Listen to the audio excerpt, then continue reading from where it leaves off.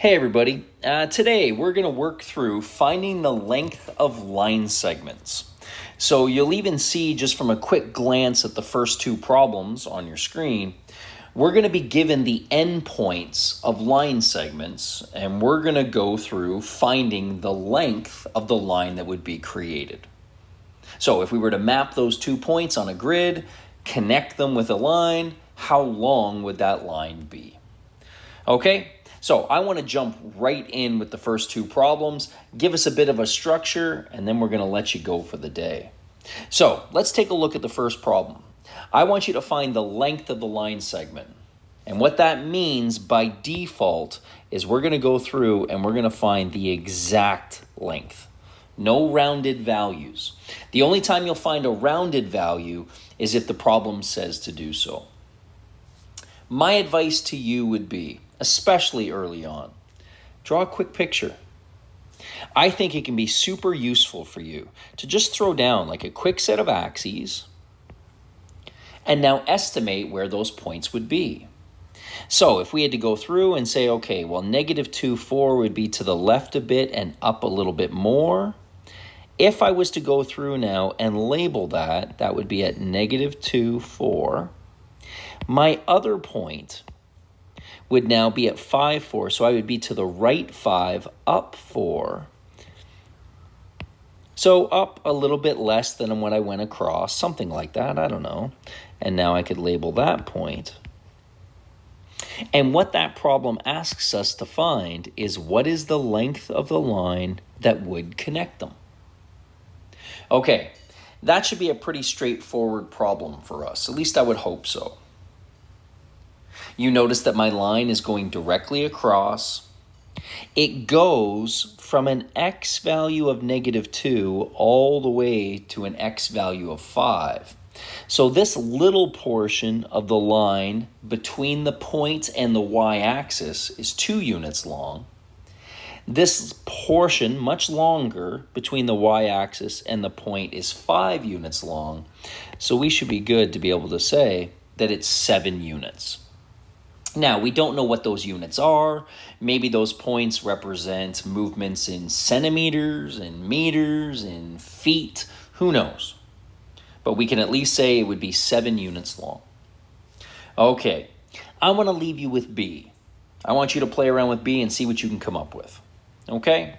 Pause the video now. Okay, we're back. So if we went through the same process and we said, okay, I'm going to draw on a quick set of axes. My point is at 5, so go across to the right and go up a little bit less, maybe at 5, 4.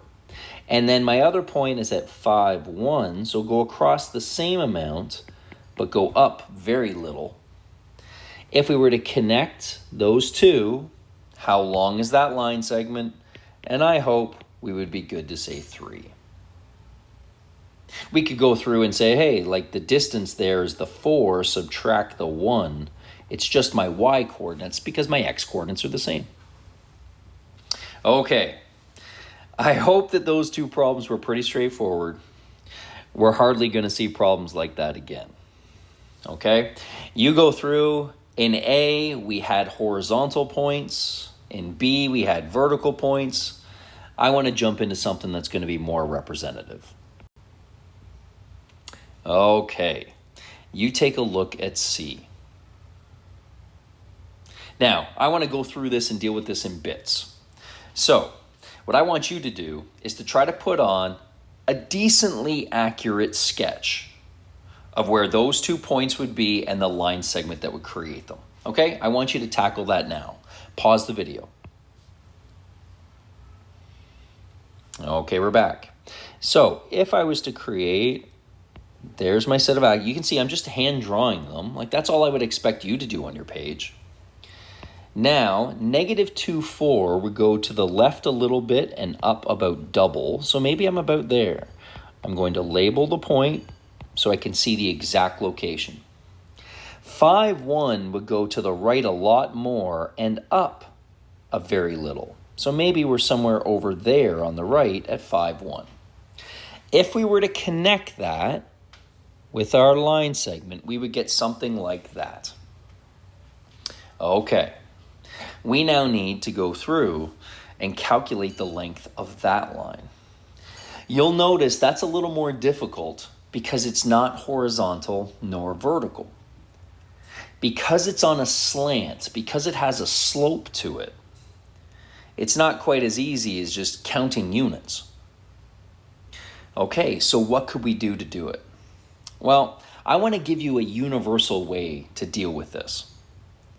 If you notice, because it is on a slant, it has a slope, it's a little more difficult, but it was a lot easier when it was horizontal or vertical. Then what we're going to do is we're going to change this shape into something horizontal and vertical. And what I mean by that is we're going to construct a right triangle. So if I dropped straight down and then went straight across, there is my right triangle. And what you should notice is you should be pretty comfortable to construct the lengths of the two green sides. Like that is, I want you to find the lengths of the two green sides. Okay, you go ahead and label on those lengths now. Pause the video. Okay, as you found those lengths, you may have found that we're really kind of dealing with the same shapes or the same points in a way as what we dealt with in A and B. All the way across the bottom should have been 7 units to go from -2 all the way up to 5. And all the way up the top should have been 3 to go from 4 to 1. Okay, maybe you can see what we're dealing with right now. What I'm going to do is I'm just going to hop off of my grid. By no means should you be doing that. But just in case you can't see it, you just created this shape. And you know that side length and that side length, you're just looking to find the other one. And what you'll notice is we just constructed a right triangle where you know, or you can find, 2 of those sides so easily. We should all be good to be able to find the third using Pythagorean theorem. Yeah, that's what we're going to use to be able to find the length of a line segment. So what I'm going to do is just get rid of that blue diagram, and we should be quite comfortable to now go through and calculate. Now, if you want to call this C because it is the hypotenuse of a right triangle, you can. I don't want you to get into the habit of that. We're going to see some labeling instructions that we'll deal with later. Let's just call it something generic, just so we don't get fixated on it's got to be C. Okay, I'm going to go through and I'm going to find the length of x.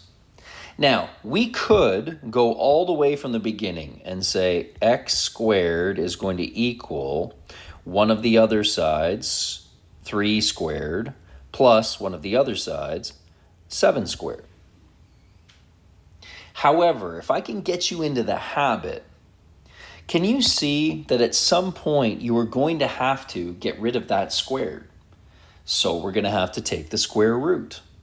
My argument to you would be, why not make that your first line? So if I was to go through and find a solution for x, my first line might be, you know what, I already recognize I'm going to take the square root. So now I'm going to take the square root of it. I can see one of my sides is 3, so I square it. Then my other side is 7, so I'm going to square that. And I love that red line being my first line. Now what I can do is collect what's underneath. And there is an exact length for x. Now, the only thing that I have to consider is it fully simplified? And so I'm going to do my little factor tree off on the side, and maybe I say, hey, a 2 goes into that. If I divide 58 by 2, that's going to get me 29. I cannot reduce that further. So I can get rid of my factor tree. Whether you leave it there or not doesn't matter. There is the exact length of that line. Now, for us, that might not have a whole lot of meaning. So, if we were to ask you to go through and find an approximate length for that, then your default rounding rule is going to be to change it to 2 decimal places. So, this is going to be a calculator thing. You would then write it as an approximate, because we're going to have to do some rounding, 7.62 units. If there are rounding rules given in the problem, then obviously you follow those rounding rules. But if there's none, then we round to 2 decimal places. Okay, there we go. The way we can find the length of any line segment when it's given on a plane is we can go through and make that slanted line or sloped line the hypotenuse of a right triangle.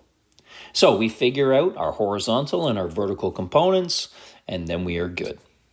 Okay, I want you to jump in and try one on your own right away.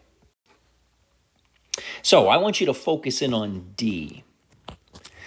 On problem D, we actually have point D that exists at 5,2, point E that exists at -1,9, and there is a line segment that connects them.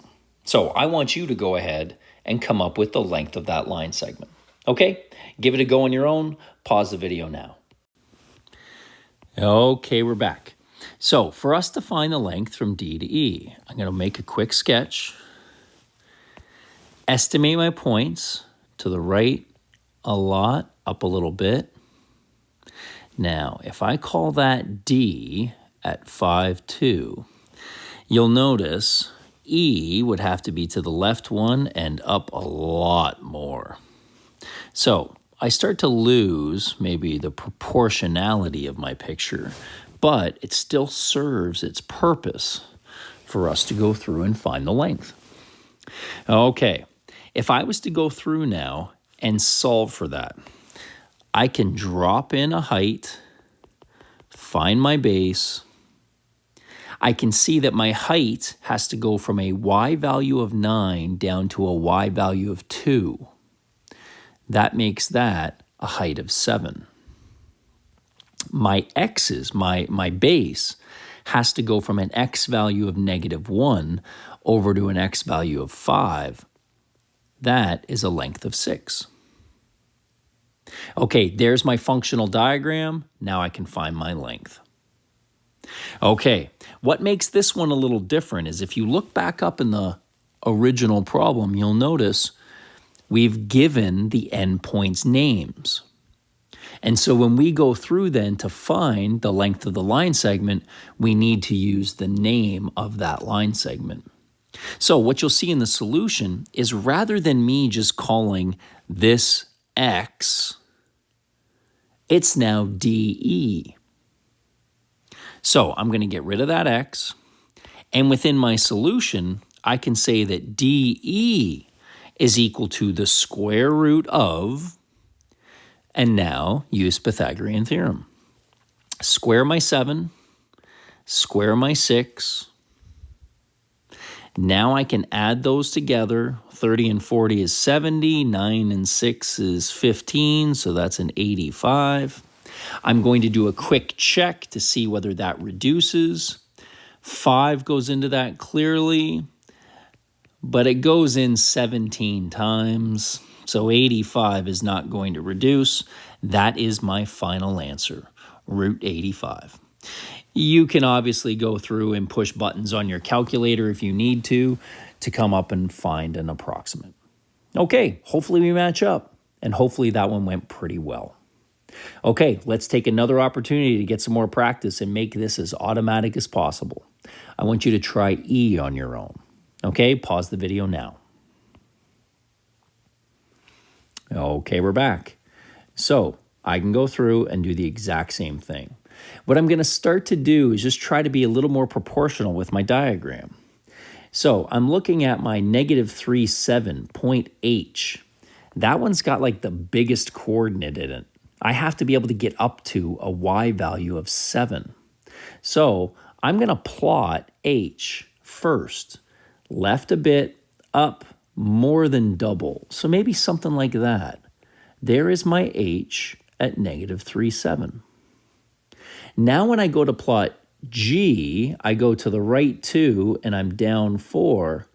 My diagram starts to look a little more proportional. I didn't move so much to plot my first point that I didn't make enough room to plot my second. Okay, there is my line segment. And now I'm going to go through and I'm going to find my solution. Okay, I'm going to actually do this one without drawing the triangle. And I'm going to jump in and try to come up with my solution. Okay, GH, or whether you want to call it HG, it does not matter. That is going to be the square root of, if I'm looking for the length. If I look at my y coordinates, I have to go from 7 down to -4. That's a length of 13. Okay, that number is getting a little bit bigger. Maybe I just write it in. Then my x's, I have to go from -3 to 2. Well, just for the sake of doing everything at the same time, that was a length of 5. So you will see, or should see, 13 and 5 as your 2 side lengths on your right triangle. When we go through and we square them, 13 squared is 169, 5 squared is 25. And now I can collect that. My 160 and 20 is 180, 9 and 5 is 14, 194. And there we go. Hopefully that matches up and we're doing pretty well. Now, of course, can we reduce it? So I take a peek at that and maybe I go, hey, 2 goes in. Well, 19 divided by 2 is 9 with 1 left over. And then 14 divided by 2 is 7. And so I get to that point. And now I'm looking at it going, yeah, that's not going to reduce further.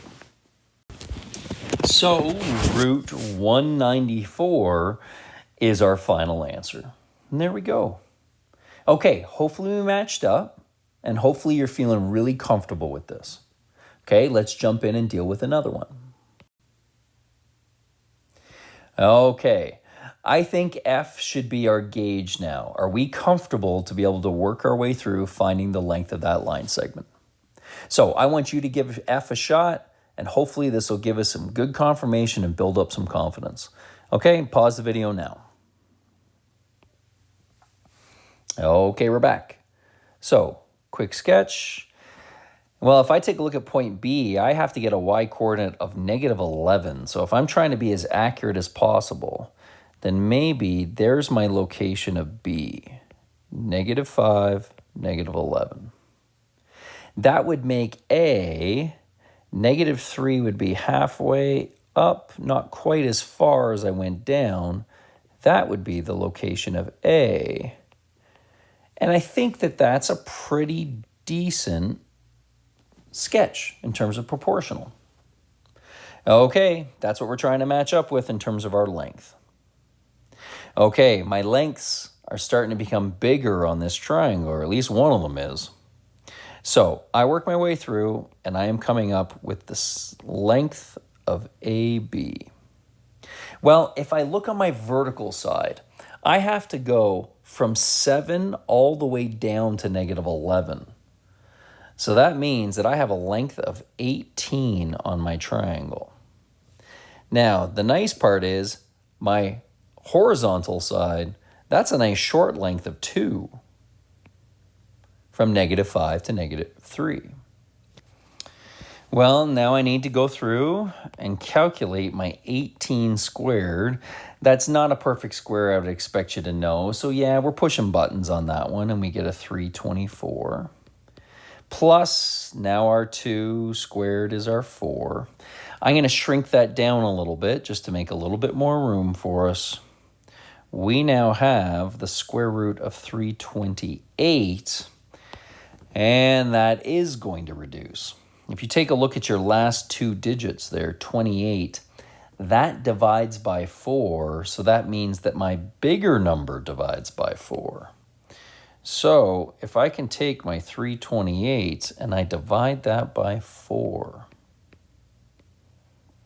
well, same thing. I wouldn't expect us to know that off the top of our head, But if we were to do some slow division, some fast division, and work our way across, we could end up going, okay, well, how many times does 4 go into 3? It doesn't. So how many times does 4 go into 32? 8 times. And it goes exactly, so there's nothing to bring down. There's no remainder. And then 4 goes into 8 twice. Okay, maybe we need to see this, and going 2 goes in there 41 times, but that's not going to allow me to reduce. So if I shrink that down just a touch more to fit in at the bottom of your screen, I can take the square root of the 4, which is the 2. I cannot take the square root of 82. There I am done. There is the exact simplified length of line segment AB. Okay, hopefully that went pretty well. Okay, this one becomes your doozy in a way. And this is going to be the one that I would say, okay, here's your problem solving. I'm going to just zoom in on the screen again, but then I'm going to shrink it down in a moment. But what you need to do now is come up with the length of the line segment from point F to point G, where point F is at AB, just some weird generic point, AB, and point G is at CD. Could you come up with the length of the line segment that would run from those 2 points? Okay, it is a doozy. It is a doozy. Give it a shot. Okay, pause the video now. Okay, you're back. So for us to play through on that, I want you to notice a couple quick things. I'm going to put a little squiggly line down there to keep the solution to F separate.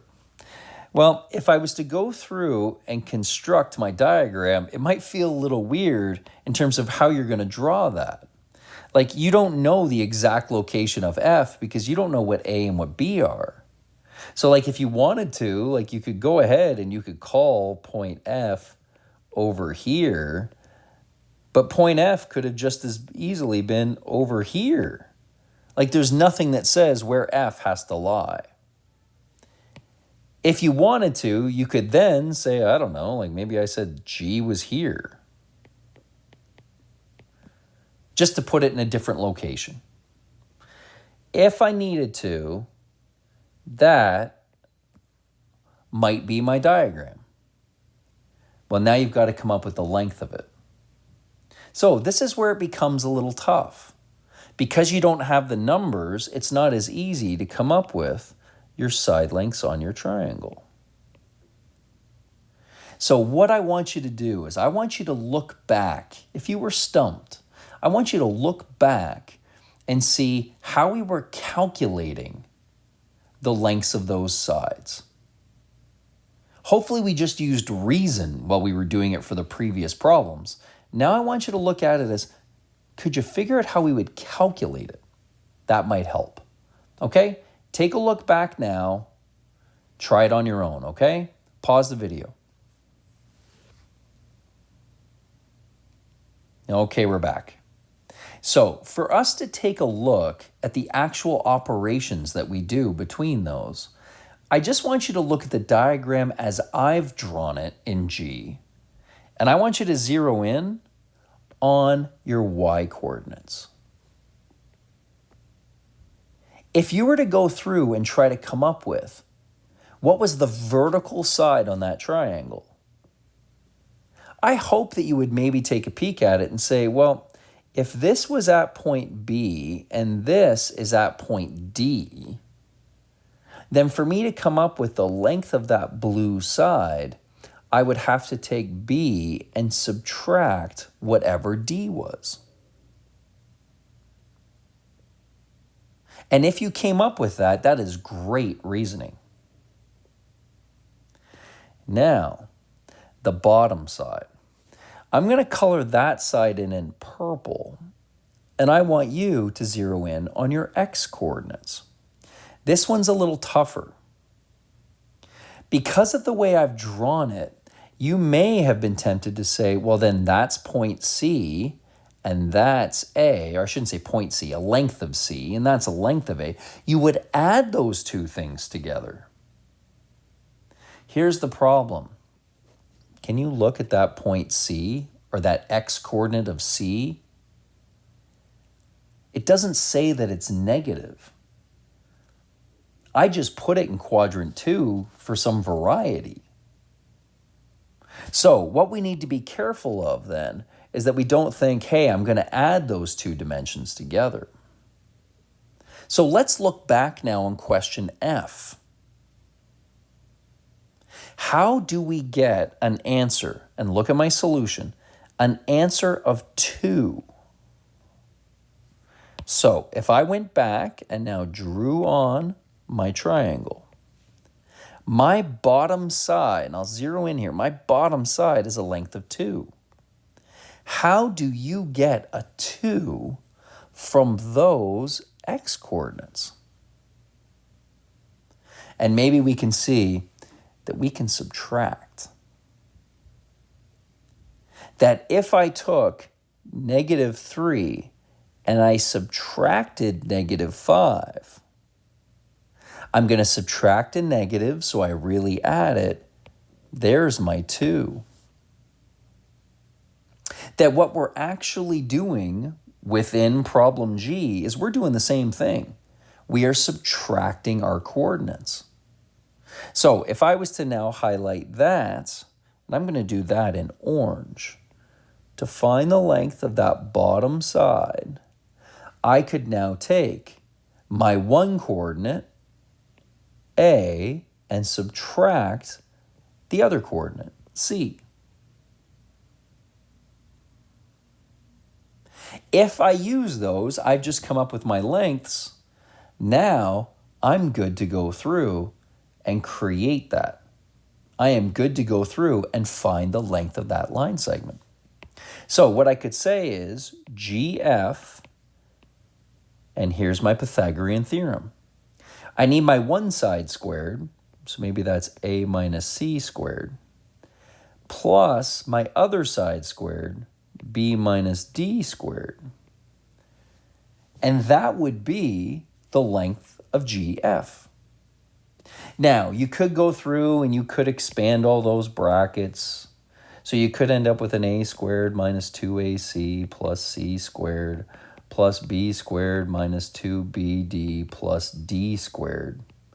But in all honesty, we don't really care for that because none of those terms are going to collect. They all have different variables. So I don't really need to be concerned. What I've just boxed in purple, there is the length of any line segment when you don't know the coordinates.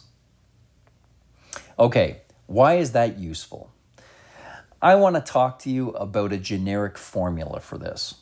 And I really want to talk to you about it because I don't want you to use it. But in order to not use it, I think we need to address it. So let's take a peek. So this is going to look a little weird, but what I want to do is I just want to find the length of the line segment from A to B. Look how generic that is, just from A to B. So if I was to do that, well then, yes, I could put on a quick set of axes, but now I don't know where to put those points because those points are so generic. Also, if I was to put those points down and I was to say, well, let's say point A is over here and point B is over here, or point B is over here, or point B is... The only thing I want to make sure that I don't do is that I don't assume that there's a shared property. Like notice the way I just put my B, maybe it looks as if that was a horizontal line. So I want to make sure that I do not include anything that makes it look very specific. I have to keep it very generic. So if I was to say that this was maybe point A, then I'm going to say it has some X value and some Y value. I want to make sure then that point B, and maybe I just put it over here so it clearly does not look like a vertical line nor a horizontal line. If I call it at point XY, then they look like they're at the same point. So we're going to do something that you did back in grade 9. For us to talk about these points, we're going to use subscript. We can't just say that they have a generic X and Y coordinate because now they all look the same. So what we could say is, like, let's call this X1, Y1, and let's call this X2, Y2. Now we recognize both of these points have an X coordinate and a Y coordinate, but they're different. They could be the same, but we don't assume that they are. Okay, if we needed to come up with the length of that line segment now, what could we do? Well, if we drop in our height and drop in our base, then maybe we can see that the height of that would be whatever the Y coordinate was on B, subtract the Y coordinate on A. Same thing on the bottom. What is the base? Well, it would be whatever the X coordinate on B was, subtract the X coordinate on A. Now, if we use Pythagorean theorem, we could say that the length of AB, and it's this big ugly square root, has to be one side squared plus the other side squared. And what I just put on your page, and now I've boxed in purple, is your generic length of a line segment formula. Okay, I wanted to put that on the screen because I hate it when I hear students go, hey, wait a sec, like I heard from my tutor, here's a formula. Or, hey, look what I came across. I found this online. It's a formula that allows us to calculate. Because you don't need that formula. We haven't used it at all today. We haven't. What we've been using up until this point was just logic. And I hope that you continue to do that. How do you find the length of a line segment? You use Pythagorean theorem. That formula I wanted to show you so that maybe we can just rule it out. Yes, you can use it if you want, but now you need to memorize that formula. Where I think it's a lot easier to just use our background knowledge. Use what you already have. Use Pythagorean theorem. Okay? So I'm hoping that by discussing that, we can rule that out. And that you were good to work through the problems exactly as we have today. Okay, I want to jump into one last problem. There you see it on your screen. I've given you a triangle and it has vertices A, B, and C at those positions. And what I want you to do is find the perimeter of triangle ABC. Okay, I think you are good to do this one on your own. So what I want you to do, pause the video and give it a shot. Okay, pause it now. Okay, we're back. So I am hoping that your instinct told you, build a diagram. So I'm going to build a diagram. If I'm trying to make my diagram proportional, then I see point C is all the way down there at 10, -1. So I might make that point C. Point A, I might as well do that one. Left 1, down 3, so I got to go a little bit more down.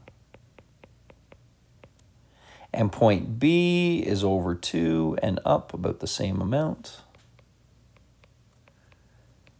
And that diagram took me relatively little time,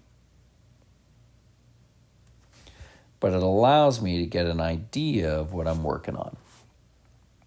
Okay, so what the problem asked me to do is find the perimeter of that triangle. We should be good to know that the perimeter is the length around. So if I was thinking formula, like it's like side 1 plus side 2 plus side 3, or if I got rid of that, what it really is it's AB plus BC plus AC. Like we're working our way around the shape. So what I need to do is I need to find the length of all of those side lengths. So that's what I'm going to do to get going. Okay, in blue, and I'm going to get rid of that P equals, I'm going to maybe just go in alphabetical order in a way. Or maybe I'm going to work in the bottom left corner and work my way around. I need to find the side length of AB. So I'm going to use Pythagorean theorem. So I'm going to take the square root of, now, I go up and down 6 units. So square it is 36. I would go across 3 units. So square that is 9. If we're struggling to see that still, I'm going to put it on in green.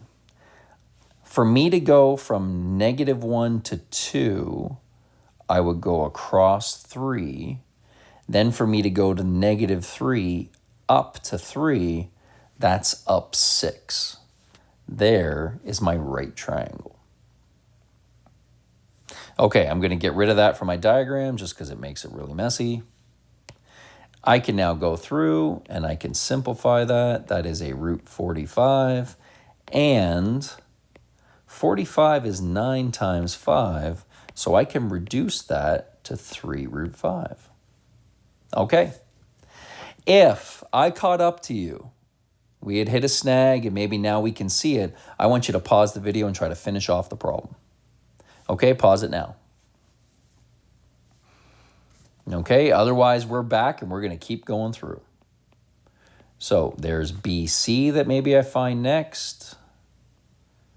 So for me to go across, that square root symbol was way too long. So for me to go across, I need to go from 2 to 10, so that's 8. Square 8 is 64. For me to go from 3 down to -1, that's 4 units. Square that is 16. When I add that, that is 80. And I don't know how we reduce that. Like maybe we look at that and we go, hey, that's an 8 and a 10. Well, an 8 is a 4 and a 2, and a 10 is a 2 and a 5. So I can take the square root of the 4, which is a 2, and those 2 2's, which is another 2.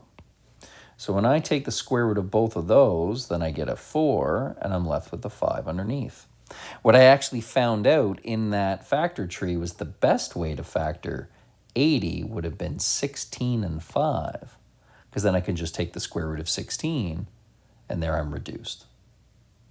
Okay, now I'm going through. I got to shrink that down a little bit. I'm taking up so much space. I need to find my last side, side AC. So I'm finding the square root. Man, that square root symbol. I am making big square root symbols. That square root symbol. Now, for me to go on my horizontal side, I have to go from -1 all the way up to 10. So that's 11 units. Square that is 121. I have to go from -1 to -3. That's just down 2 units. Square that is 4. There then is 125. And if I reduce that, that's 25 times 5. So that is a 5 root 5. Okay, I'm just going to slide it over. So now we can answer the actual question. The question said, find the perimeter of that. So my perimeter is going to be 3 root 5s plus 4 root 5s plus 5 root 5s. And if I add all that up, if I have 3 of something, that's what we have here. 3 of something plus 4 of something plus 5 of something, then that is going to be 12 of that something. 12 root 5. And there we go. Nice. Okay, if we were able to work our way down to that solution, then I think that that is giving you great feedback. You are very comfortable finding the length of a line segment. Okay, you don't know this yet, but where we go for the rest of the unit, you're going to need to be able to find the lengths of line segments really, really quickly. So just as we did today, you want to be able to find them, in 15, 20 seconds. So jump in and get some practice and get it to the point where you are so comfortable finding lengths of line segments that you can do it quickly and correctly. Okay, jump in and get some practice. Best of luck.